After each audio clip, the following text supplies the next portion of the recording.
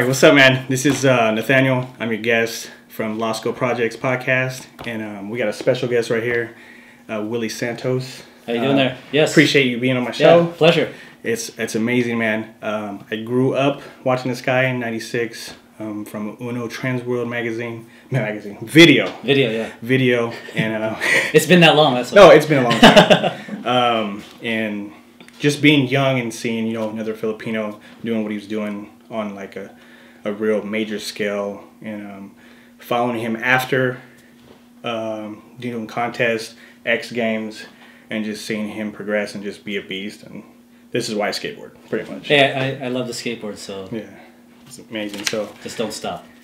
Yeah, don't stop. So we can go back to the beginning. Where were you born? Oh, say that again? Yeah, where were you born?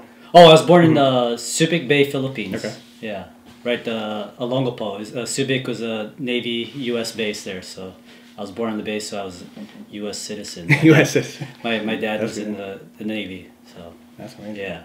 When did you come to the States? When I was 1 year old. Oh, 1 year old. Okay. Yeah. So you didn't stay over the Philippines? Oh, well, it goes back and forth. So when I was 1, we moved over to Corpus Christi, Texas. Okay. And then going into preschool, we moved to San Diego. Oh. Okay. And then I went to school in Mira Mesa, and we left there going into the 3rd grade back to the Philippines, to Subic Bay, and my dad was stationed there again. And then left going into like the 5th grade. So we were there for about 3 years, and I was able to pick up some Tagalog because we lived on and off base. Okay. Yeah. And of course, having the relatives all around from Manila, Pampanga. So you had a lot of relatives there. Oh yeah. Oh, okay. Yeah. Deep. Yeah. So yeah, speaking of the Philippines, I try to go back as much as I can. Yeah, give back. I see that. Yeah, actually, I just got back a couple weeks ago. I was there, but just a short trip. I went to Davao to check out my buddy's skate park that he's opening. Oh, okay. By legendary Mark, who's opening that, and then I went to Manila for a couple days and skated the backyard skate park with a bunch of guys. That was really fun, and then from there I went over to China to judge a fees contest. Oh, okay. Yeah. Nice. So it worked out awesome to go to the Philippines for about a week and then hop over to China, and then here I am back here at home and doing an interview. Yeah, doing an interview on this. Doing a little interview. Yeah. Little guy podcast. No, that's all good. Yeah. Yeah, but what was like the first time you got into skateboarding? Let's see. It was from the second time coming back from the Philippines. Okay. A bunch of neighbors, kids, like at the schoolyard were skateboarding, and I was into like breakdancing, and watching all these guys skate, and this dude doing a board slide on a curb. It was like, whoa, that's mind blowing, and I wanted to do what he was doing. Like he was in junior high or high school. Okay. You're like, this is sick. Yeah, that was sick. And then I got into skating, and actually when I was skating, my dad had a plastic banana board, kind of like how those penny boards are, and I didn't know any better, and I was fresh off the boat or fresh off the plane. FOB. I'm still wearing like slippers, and I would skate barefoot. Oh, okay. Yeah, and then eventually I was like, oh, these guys have grip tape on their boards. So then I took sandpaper from my dad's garage, in our garage, and I used masking tape to put on top of the board. Tape it to the board so you get some grip. Then, that didn't work too well? Oh, it worked for a while, but except for when it rained or my feet got sweaty or something. Yeah. Yeah, my dad made I think it was my first board he made. He made it? Oh, in a backyard. Yeah. It was like 2x4s. I don't know what it was. It was crazy. Yeah. And he didn't put grip tape on it. Okay. And he sprayed it lime green. Yeah. And then he was like, okay, you can go skate now. Yeah, go for it. And he put some trucks on it and drilled holes. And I was like, I think it's supposed to have grip tape. Yeah. But I was like, I don't care. It's a board. Yeah. It's free. So I would skate it. And then it slipped out and went like across the street from my house, and a car ran over it. Oh, no, yeah. So I was like, whatever. And then my mom got me a board. And then, yeah, my story's whatever. But yeah, so eventually we got a board at Gemco, which is basically kind of like a Target store, and mine was the Volterra Black Cat. And then I noticed some kids they had copers on their trucks. Copers is that plastic guard that when you could grind, it was a plastic. And so my dad, I told him what I wanted, and he cut the hose in half and then basically tied it onto the truck. Yeah. Oh, Jesus. Yeah, my dad was brilliant like that to innovate. Innovative. So, but the thing is, when it was basically kind of like grinding on rubber because the hose material. But it was cool. I never skated those trucks with the plastic on it. Yeah. Was it slippery with that on? I mean, because they would, like, the ones that perfected, I would say, were the tracker trucks. The tracker trucks. Okay. Yeah. I mean, you're a bit younger. Yeah, I didn't skate or that. a lot well, I younger. didn't skate that. Yeah. I've seen boards with them. Because it's in the 80s, so. Yeah. I skated boards with that. I even have a Pal Peralta at home that a kid threw in a bush, and it had all that. It was all original. Yeah. And he just threw it in a bush, and I asked the kid, I was like, hey, I'll give you like $20. Yeah. And he was like, you want this piece of crap? Yeah. And I was like, yeah, I like that. I like old boards. Did it have lappers on it? Yeah, it had everything. On the truck? Like, yeah. It had everything. It had the original bones, wheels, and everything. Yeah. And it was from 1984. Oh, that's cool. And I was like, thanks. Yeah. The kid didn't care. He was like, $20. All right, cool. Yeah. So yeah, my first board was a Hasoi Hammerhead by Skull Skates. My favorite board. Yeah. So that was really cool, and I got it at this store called Toys Etc. At the Mira Mesa Mall, and I remember just picking out this stuff. I was gonna pick a Neil Blunder, but I knew of Christian Hasoi, seeing him in the magazines, like, oh, he's Asian. And I was just like, okay, I'll get this guy's board. So it was cool. Yeah, it's something in common. Yeah, for sure. But yeah, I mean, Neil, much respect to him. He's an amazing skateboarder. Oh, definitely. Eventually, we became on the same team, GNS. GNS. One time, yeah. How did that go? How did you get on GNS? So I'm skipping around. I'm sorry. Oh, it's okay. We're all over the place right now. So we some friends of mine. He had a big camcorder, like dad cam, big.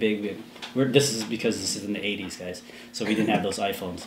So he would record me, and then we filmed the Sponsor Me tape like within 2 or 3 weeks, and it was on VHS. And then my buddy Jason Castaneda, he edited it, and then I was gonna send it to H Street, but I was like, oh man, that team's gnarly. Yeah, so the team was sick back then too. It was one of the best. We only had one copy.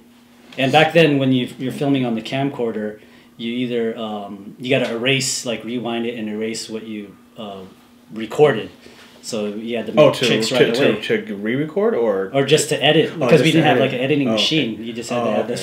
See, that's back in the day. Yeah. No. So we ended up. I was like, oh, how about GNS? It was local here in San Diego, and at the time, Neil Blunder was on. Doug Smith, Blaze Bluen, Sean Miller, the late Sean Miller, and then the young guys was like Rob Deerdeck, Dwayne Petrie, Bo Turner, all rippers, Shannon May, Chris Markovich eventually got on too. So I sent the tape over there. Only had one copy. Henry Hester was the team manager, but then Chris Sarge, who actually started Alien Workshop, he was the team manager at the time too. Okay.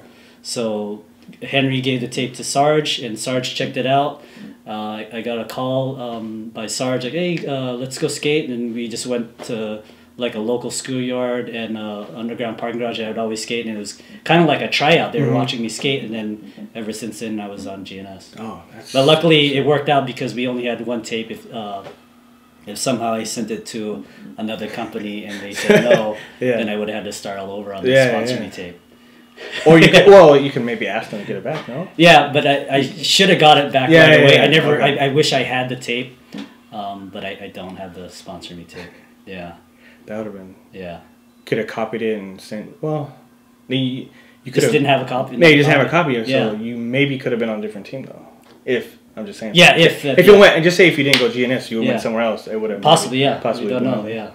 Yeah. That's crazy. Yeah. And then going a little bit fast forward, like I was on GNS, turned pro GNS. But before I turned pro, actually, let me rewind. That was 95, right? No, I turned pro in 92. Yeah. 92, okay. But when I was still Rob Deerdick, Dwayne Petrie, Bo Turner, Scott Conklin, they were all on GNS. And Thomas Morgan, Sarge, and Mike Hill, the artist of Alien Workshop, they left GNS and they were starting a new company in Ohio. Oh, okay. And I was supposed to go on that team, but I was like, oh, this is weird. They're leaving San Diego. So you didn't. So I didn't join them. Oh. I got a package for them, but that was Alien Workshop. Oh. Yeah. Okay. So I was gonna be writing for Alien Workshop, but I decided to stay with GNS. and then like a year later, GNS was starting to go downhill. Yeah, it's a little and older. Then I turned pro on GNS, and then probably not even because I think I only had like 2 or 3 pro models on GNS. Okay. And that's when like I met Tony skating a schoolyard in San Diego, and he asked me to ride for PAL, but then I was happy with GNS. I was only like 13 or 12. Yeah, you're like, I like this right now. Yeah, and then cool. like 2 years later, I turned pro or something, and then coming back from like high school, my dad's like, "Oh, Tony Hawk called," and then that's when I called up Tony, and then him and Jeremy Klein were on the phone, and they're saying that they're gonna start a new company, and there was no name for it yet, and then eventually it was Birdhouse Projects. Birdhouse Projects. Oh, that was crazy just to get that call from Tony. Were you hyped on that though? Yeah, it was cool. I mean, I met him before. Yeah, but like just and to get the call actually entered a contest against him before, so I knew Tony, and definitely like Tony, he's an amazing guy, and what he does for skateboarding for everybody. Yeah. So I called him up, and then it was either at that time, Mike Chernowski, the late Mike Chernowski, Steve Rocco, Rodney Mullen. They were trying to court me to go over to one of the world industry companies. Okay. And so at the same time, it was like Tony Hawk and Per Willander. So I had to decide which one to go with. Oh, so you had a lot of stuff to decide when you were young. Yeah. all this stuff. I think I decided the best route. I mean, shoot, I was with Birdhouse for over 20 years. Yeah. So the rest is history. Yeah. And then Willy Workshop, you opened up though. Yeah, Willy's Workshop. It was a skate shop we opened in I think 2000. Okay. And then we closed maybe 2013. I forget exactly the year. And I went to both. Yeah. I got a board from his brother. Yeah. Mr. Mayor Mesa board. Yeah, JR. That board is tight. I still have it. Oh, awesome, yeah. I still have that board. It's up in my room. So. Yes.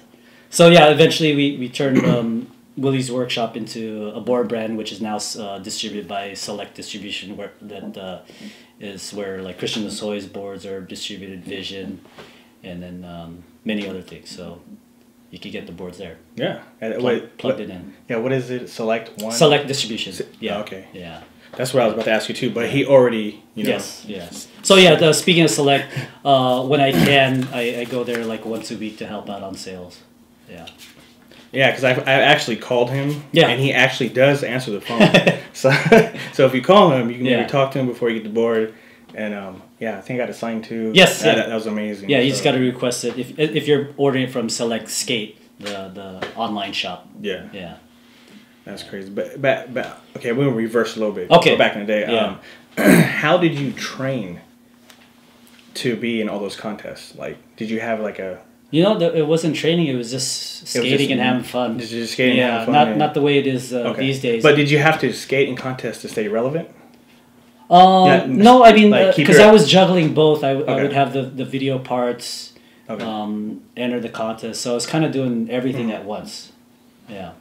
Oh, okay. Yeah, but I mean, I guess it could be relevant that if you could somehow do it all. Yeah. But there's plenty of skaters that for example, like Day One, like he would every once in a while enter a contest, but not too much. But he would always have the most amazing skate parts, and which he does to this day. Yeah. I mean, like Costin too. Like he would do it all too. Yeah. Day One is something else though. Yes. He's not. I don't think he's human. Yeah. The way his tricks are and just combinations he comes with. I'm not saying you're old and you can't do anything, but at his age, he's still. Yeah, I'm 43, so I think he's like 43 or 44, and he can. He's like fine wine. Yeah, he's a machine. Yeah, it's incredible. Day One, I love you, buddy. Day One's a man. I like watching back in the day Deca. Oh yeah. That video, I was just kind of like. My jaw dropped when I watched that one. That and the Day One versus Rodney. Yeah, those ones were incredible. Those were the best. Yeah. Enough of Day One. All Willy. So, what would you give to like kids nowadays? Like, what would you give them advice to keep? Advice I would say skating with friends that are positive. And that.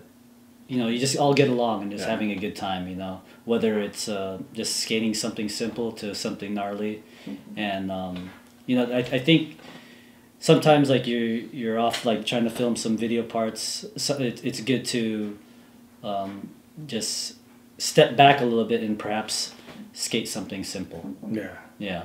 That's me. Yeah. I'm simple. And for me, like, you know, sometimes I'll go out there in the streets trying to film something, and it's like, oh, you know, I'm gonna just skate some flatland or a curb and just or skate with his son. Like today we skated. Skate with his son. Yeah, his son rips. So does the little girl too. They're awesome. Man. Yeah, but yeah, Felicia was catching up on some homework, so she didn't have any footage on that.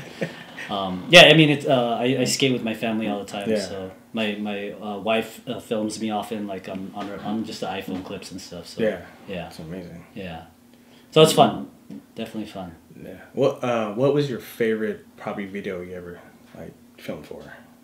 Favorite video that back in the day? Oh man, there's so many. Like the most fun you had on trips and whatnot, like what, or maybe like a year. Let's see. You know, like, man, there's so many trips. You probably went on a lot. But how about a tour? Okay, tour. A tour. The hookups tours were really fun. Okay. Yeah, with like Jeremy, going with Jeremy Klein, yeah. Dan Rogers. Let's see, you know, Jeff Rowley came on some, Jim Greco. God. And we would just go across America, and we would bring his Jeremy's jump ramps. Yeah. And we would just set up the jump ramps at a parking lot, and then sometimes there would be a skate park, so we'd skate both, but mainly it was the jump ramps, and we'd just have a blast. It was fun. I always remember him. I think he was in an Uno video too. Yes, he was. Yeah, he had a funny intro part. Yeah, he had roller skating. Yeah, the roller skating. Yeah, I'll Jeremy's never forget that dude. Yeah, his part and Mark Johnson's part was crazy in Uno. Yeah. I always remember them too. But Jeremy Klein, he still rips. I watched some of his Instagram stuff, and I'm like, he's still. Yeah, not many people know, but he was a contest feaster too. Like he would believe he got first place at the like NSA finals or second when he was amateur, and then turned pro. Okay. But like he was a contest machine. Dude. Was because Jeremy is like maybe 2 or 3 years older than me, and you know, watching him, like he was definitely a big impact in my skating. Yeah. To this day. Because I always see pictures of them together and whatnot. I think he was always a good dude and humble dude, just funny. He looked like a character. Yeah, he's a character. Well, yeah, you see his boards, then you know he's a character too. Because all that boards, the crazy boards he makes. I always remember his back lips. Yes, yeah. He has crazy back lips, especially on those benches and those tables. He would back. Yeah, watch his World Industry part, Rubber Sheep. It was amazing. Yeah. I'd watch his whole part slow-mo. I'm pretty sure I told him that before, too. So, and then of course many video parts after that. They're just awesome. Yeah. Yeah. That's crazy. But all right. Yeah, we're checking the notes. You know, we're checking the notes right now because I'm running out of things to say. Who was the biggest influence? Biggest influence on you to skateboard. As I think just overall, it'd probably have to be Tony Hawk. Tony. Yeah, I mean that guy is just an amazing guy, mentor, generous, and he's the best. Yeah, Tony is awesome. I met Tony in '96. Oh, you did? Okay. Yeah, in Petaluma. Oh, was he doing a demo or something? Yeah, they had a demo. It was I think it was '95, '96. Yeah. And they had a demo in Petaluma, but it was like it was a mixture. It was like rollerbladers and bikers. Okay. And it was like. It wasn't. It was just weird. It was like at a weird time at skateboarding. Okay. Because a lot of people didn't come to it. Yeah. You know what I mean? So it was like, this is before the Tony Hawk game. Yeah. Before the Tony Hawk game came out, and like we were just there, and I was like, I was kind of looking around, going, wow, there's like not too many people. Yeah. And he was just killing it. He never. I don't think he really cared if there was people there. Dude, he was just. I was watching him amazed. And, seeing that. Then he signed. They had a signing at the end. They signed all of the autographs for everybody, and then I think my dad threw it away. Oops. Okay. Yeah. It was on top of. I know where it was too. Yeah. It was on top of the refrigerator in the kitchen. Oh no. And I think my dad was tossing stuff, and he tossed my Tony Hawk. Man. So maybe one day I'll get a Tony Hawk signature. One of his autographs. One day, because. Yeah, I mean, skating with Tony. I mean, many of you probably don't know that he is an amazing street skateboarder too, as well. Yeah. You watched like the first Birdhouse video. X Games. Yeah, I mean, he beat you. Yeah, he did. Yeah, that was the first X Games was in '95 in Rhode Island, and Chris Sen got first, Tony got second, and then I got third, and I forget the rest of the placings. But it was pretty nerve-wracking because it was like, whoa, this is televised live. Yeah. Yeah. Where was that X Games at? It was Rhode Island. Rhode Island. Yeah. Okay. So yeah. New York, right? New Jersey? New York? No, Rhode Island. I have no idea. So. It's near New York. Yeah. Okay. Yeah. It's in the East Coast. Yeah. All right. But yeah, speaking of Tony, like, it's amazing, like, because I remember the year that I graduated high school, the very next day I went on tour for a month on a birdhouse tour, and then I remember on those tours like skating some janky skate parks or there's some half pipes, and there was one that was ingrained in my head, like a memory, that we drove for like 6 or 7 hours, and then I told Tony, "Hey Tony, do a McTwist 540 first try." Jesus Christ! And sure enough, he did it. It was incredible. Yeah. I seen him do a 540 like on a 4-foot mini ramp. That's Tony Hawk for you. He's amazing. He amazed all of us. Yes, man. yeah. Like it's funny because like when I watch the stories about him, like when he was on Palparata, when like a lot of people back in the day were like, "Oh, he's just a freak. He does weird stuff." Yeah. But at the same time, you didn't know how hard those tricks were. Oh yeah. Those tricks were beyond what people kind of comprehended. Yeah, when you watch some old tricks of him, you're like, when "Oh, he's that younger," it's like it's like, how can people put that down? But I think it is to comprehend with people. People are just like, oh, okay, what is that? Yeah, you get it years later. Yeah. And then like I understand from Tony, he was saying he was getting the tricks from Rodney. Because he would watch, he would watch Rodney, and then he would be like, okay, maybe I could put that in vert. Yeah, amazing, dude. It's not easy. The Godfather, Rodney Mullen. Yeah, I can't skate vert, so I can skate bowls, but not like vert. Yeah, like, I saw you carve over your sticker. Yeah, that was it. I filmed. That's all I have. Give me credit there. Yeah, he did it. He filmed it. Yeah. I didn't want to run into him and hurt him or hurt myself. Yeah. So it was good. No, you handled it perfect. Yeah, it was good. All right, so I'm not too nervous now. Yeah. I think I'm better now since the beginning. Yes. But anyways, close it up right now. Yes. Any shout outs you want to give out, Willie, to anybody?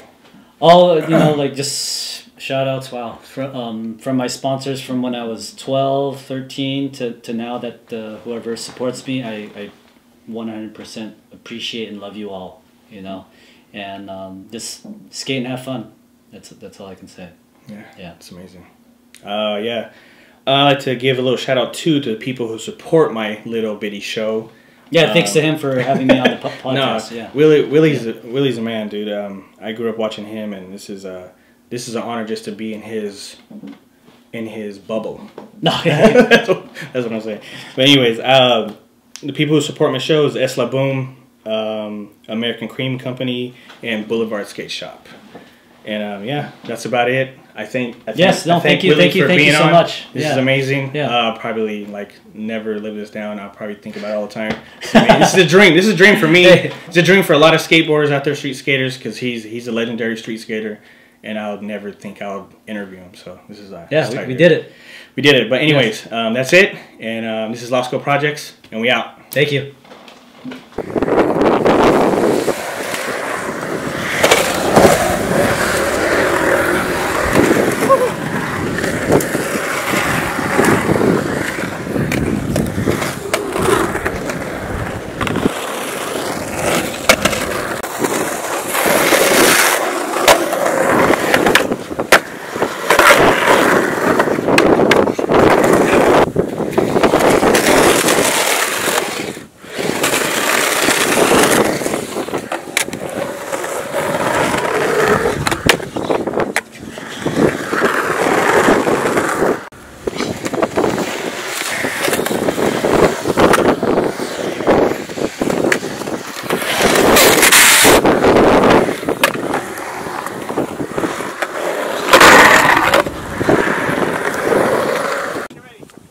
Ready?